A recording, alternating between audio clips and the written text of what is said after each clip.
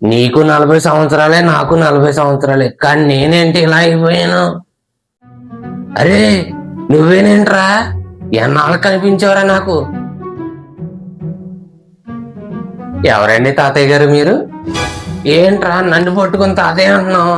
నేనురా నీ చిన్ననాటి స్నేహితుడిని.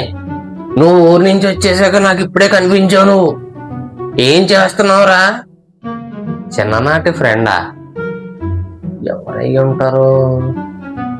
ఆ నువ్వేనేంట్రా?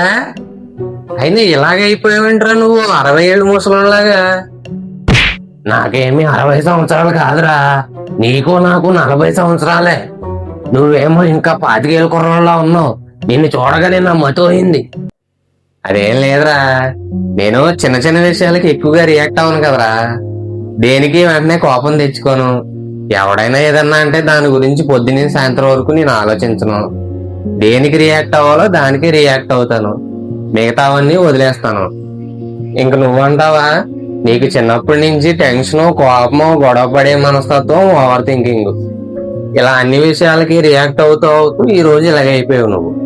నిజమే. అయితే ఇప్పుడు ఏం చేయాలో చెప్పు. ప్రతి విషయానికి ఎక్కువగా స్పందించకరా. కొన్ని విషయాలు పట్టించుకోకు, కొన్ని విషయాలు నవ్వుతా వదిలే. అవసరమైనప్పుడు మాత్రమే గట్టిగా మాట్లాడు.